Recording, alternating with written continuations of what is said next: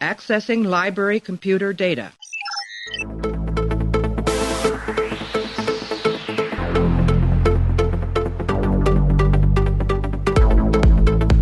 And to make sure that history never forgets the name Enterprise.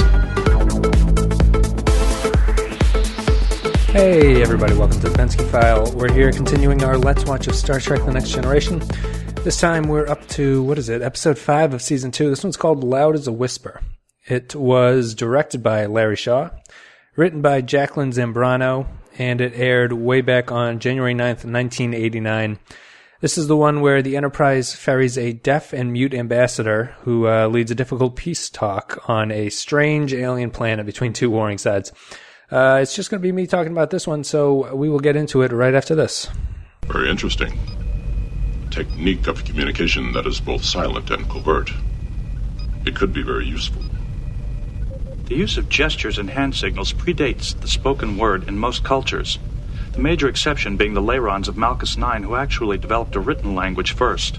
Hey everybody, welcome back. We are just about to start discussing Loud as a Whisper, or at least I am. It's going to be just me this time, so it'll probably be a little bit of a shorter one. Although I find this one kind of similar to Elementary Dear Data in that there's not too much to say about it. I think there's a little bit more to say about this one than there is about Elementary Dear Data. But they're both kind of similar. In Elementary Dear Data, me and Modi talked about how it's sort of hitting this middling ground where these episodes aren't really great, but they're sort of okay in a lot of senses. There's nothing really outstanding to talk about. There's nothing really letting anything down. The show is sort of settling into its tone in some ways. I don't think tone is the right word because I think tone is what's wrong with this show. But ignoring that, let's get into some specifics. This is a pretty simple plot-wise show. In terms of plot, it's very simple. It's basically only an A-plot. There's a very tiny B-plot, if you could even consider that, involving Geordi. But most of the story time and most of the running time is dealt with the Enterprise meeting this mute ambassador and transporting him over to this planet, and then sort of learning all about him and how his abilities work, where he has this trio of muses who stand around him and interpret what he is thinking because he cannot say it himself. So they sort of speak for him, and there are three of them that represent the three aspects of his personality. There's like the passion part, the logic part, and the philosopher part. I think the show drags a little bit pace-wise just because of the only having the single storyline. It's sort of reminiscent of the first season. They're getting better at writing these kinds of stories, but it reminds me of the first season where they would only have the one plot, or the second plot would be completely superfluous and unnecessary to have. And this one, the B plot, is Geordi getting told by Dr. Pulaski that he could have an operation that replaces his eyes. So to get the B plot out of the way, it's really just one scene, which almost feels like it's a holdover from an earlier draft of the script. I don't really understand why it still sticks around in here. It doesn't accomplish anything. The storyline doesn't resolve itself because we never learn what Geordi does. So I guess we learn what he does because he doesn't get the implants, but he never comes and tells Pulaski why he wouldn't do that. And it's strange because I feel you could tie the B storyline into the A storyline so easily. Just by having Geordi either talk to Riva, who is the ambassador, or just sort of come to the same conclusion about how you can, your weaknesses can become strengths or something like that. It doesn't do anything like that. So we're just stuck with this weird scene with Pulaski and Geordi talking about his vision, and then he walks out, and that's the end of the B storyline. So for the rest of the episode, we're dealt with Riva and his choir, which is strange and interesting. Troi, when she encounters this system where these three people speak for one person, she calls it elegant, which is probably one of the stupidest things anyone would say to describe the system, because it's certainly not elegant. Imagine if you had to create a different email account for every friend or coworker that you were emailing. It does not make it efficient. It makes it somewhat unique, but efficient or elegant is definitely not what it does. And, Riva sort of falls for Troi. They have their whole thing. I'm not going to go too much into the plot, but I did want to talk about how my general sense of this episode is. So the problem here is that I think if you read the AV Club, I think Zach Hanlon does a really good job of explaining what the problem with these shows are at this point. I think the writing is drastically improving. The writing is starting to become what you'd expect Next Generation to be about. They're sort of tackling, they're taking topics like this show, and they're bringing on characters who are a little bit more layered than they were in the first season. There's a little bit of conflict in how you deal with these characters and how they go about things. And even though the crew is sort of relegated to a extra status by the end of it, where they're just sort of standing around and they're literally just bringing someone someplace for the show, it doesn't feel as off-putting as it did in the first season. In the first season, this would happen quite a bit, but it would be weird because the crew would have really no interaction with people, like the old Jameson in this that episode from the first season where the old man is de-aging and then dies, the Jameson show. I forget what that one's called. But in this one, the crew is still sort of ferrying someone along, but at least they're having some kind of impact on the whole event, because Troi in this episode talks down Riva, or at least, talks him into getting his mojo back.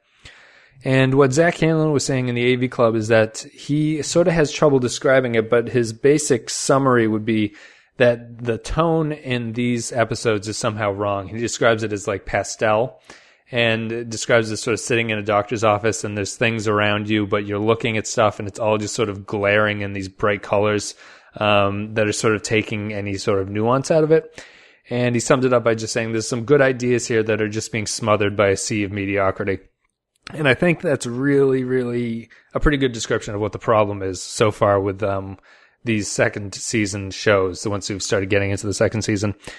There's no good nuance here, and the acting is sometimes wildly smothering whatever they're trying to get across, and the writing is also a little bit too blunt and not subtle enough, or even Star Trek doesn't really get all that subtle, but it's not layered enough, or not, it's almost too earnest in what it's trying to get across.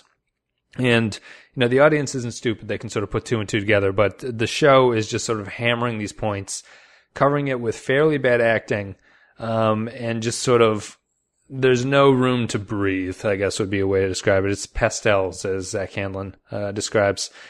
I think that's really the problem with the tone, because the show is starting to feel like Next Generation. It's really starting to sort of come into the writing that we would get used to for the show. It's really starting to get into, or if not the writing, the sort of conflict that the show would eventually start to become better at dealing with. I think this show in particular would have been much better if it had aired a season or two later. The idea is actually pretty competent. It's not the most elegant, to use Troy's word, solution to the problem, but even shows like Darmok, which are, particularly seen as the high points in some of the series, or at least Darmok is considered to be one of the better episodes of Star Trek: The Next Generation. When you break that one down, the concept behind the plot for that is not really clean and doesn't really hold up if you start to think about it, much like this one doesn't really hold up. But the execution around a somewhat flawed idea is much better later on. And I feel that this one could have dealt the same. It might not have been as good as Darmok, but the idea could have been saved a little bit by better production. To tie into, just like Outrageous Okana, this is another episode where the main character is non-crew, which I sort of touched on earlier, which is a very strange thing that they're starting to do again, and they're starting to do it multiple episodes in a row. Where the crew is sort of serving as a backdrop or a ferry for this other character. In Okana, it was obviously Captain Okana, and this one it's Riva. Just the pace in general is not really great here. It's very slow. The A-plot dominates. It takes a long time to go places, although it doesn't feel as bad as the first season did in some regards with this. The resolution at least makes sense when you get there. The third act, instead of the last 3 minutes, is sort of put to resolving the episode, which is nice. It doesn't cleanly wrap up at the end with no questions asked. There's actually a little bit of, thought that goes into it, a little bit of character interaction, which is good. Troi tries to talk to Riva to convince him to that even though his choir died, which is the inciting event in the show, despite the fact that he's lost his choir, he can still do his job, even though he's lost the ability to communicate normally, or at least normally for him. And instead, he has to rely on other strengths, and, he has to learn that he can do it by himself. And, the show does a good job at that. The resolution is good, not great, although it's got a long ways to go. And I was kind of surprised, really, by the bad acting in this one. This is probably Troi's best role to this point. I don't know if Marina Sirtis's acting is up to the case. She's heavily involved in this one. She's just so flat. I don't really know how else to describe it. She's very stilted in her line readings. I don't know if it's the fake accent that she's doing or what, but her and Riva's scenes together are a little bit cringy. Early on, they get a little bit better, which is good, but they have this sort of romance that's brewing, and the early scenes between them are pretty uncomfortable. I know that in Okana, my co-hosts for that one were Tana and Clay. Yeah, that's right. And they were sort of discussing the lack of women, or, the women were sort of being not central to the plot. They're just sort of there, literally not saying anything and just being used to sort of move Okana along in his plot. So, how the women in Okana were not really being used correctly, and whether or not this is something that's reflecting on the, how they're viewing the women, I don't really know that. I think that the way Okana treated its characters, or the female characters, is sort of a byproduct of, never attribute to malice what you can contribute to incompetence, or whatever that saying is. I think the scripting, there's no malice in the scripting, which is kind of the case in a lot of these episodes. There's no malice in the scripting. What the problem is that they're just not doing the job. They're not executing the script properly. And in this one, it felt just like that, although I don't particularly feel that the women in Okana are written poorly. I think they're written the way that the show wants them to be done. Whether or not that is, a sort of ideal situation for them is sort of outside the scope of the show. The problem here is that Riva and Troi's early relationship is fairly uncomfortable. He comes across as very overpowering of her, and it doesn't help that whenever he talks to people, it's like a 4-on-1 because he has the 3 choir members. It's a very uncomfortable feeling with him and Troi's interactions here, which there was no uncomfortable feeling. I think I'm getting to what I'm trying to say at this point. There was no uncomfortable feeling in the Okana episode, which I think is better. At least they're not missing the point, or at least they're not doing something that is so badly executed that it feels weird, which is the problem, I think, in Loud as a Whisper. Their interaction is filmed so strangely and so disarmingly unequal in power. He's shot from the Dutch angle or whatever, where he's shot obviously looming over her because he's a much bigger person than she is, but it makes him look powerful, makes her look small.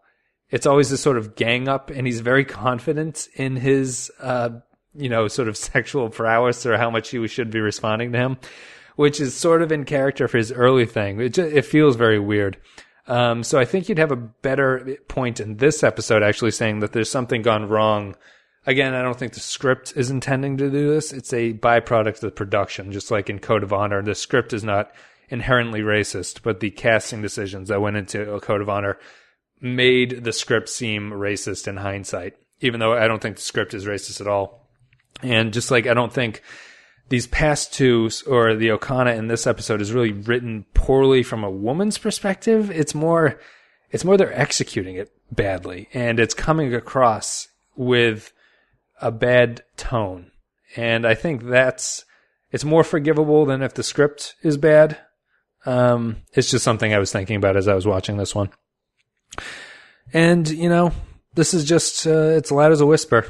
What can you say? Just how we were talking in previous episodes where some of these shows would be much worse in season 1 or much better later on. I think that's the case with this one. This is a solid episode in the canon of Trek. It's not outstanding. I probably wouldn't rewatch it a whole lot, but there's nothing wrong with it. The show's sort of settling into its groove, which I appreciate. There's nothing upsettingly wrong with this one. It's a little bit boring. The B line could be written a little bit better, but they make 26 of these a season. There's 22 in this one because it's a strike-shortened season, but it's really, it's getting there.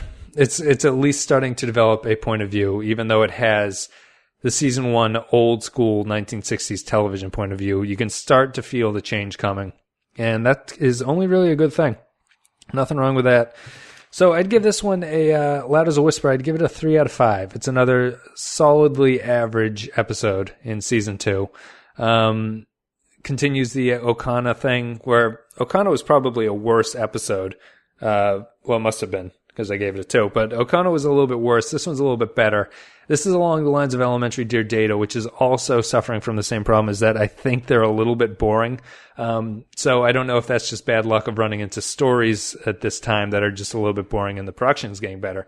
So hopefully we'll run into a script soon that is, a few notches up from these have been, and we'll have similar production levels as, these past two have had. We're getting there.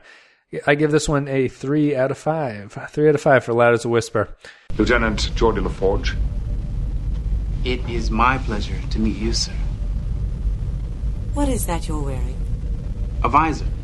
It interprets the electromagnetic spectrum and then carries the readings to my brain. And without it, can you see? Without it, I'm as blind as a stump.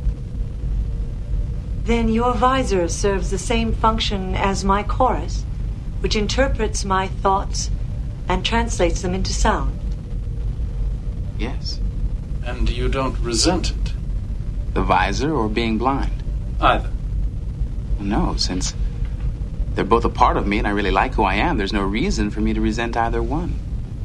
So thank you guys for listening. If you enjoyed the content, I would appreciate very much if you could leave a rating or review on iTunes, if you're listening on iTunes, or a comment, a like on YouTube.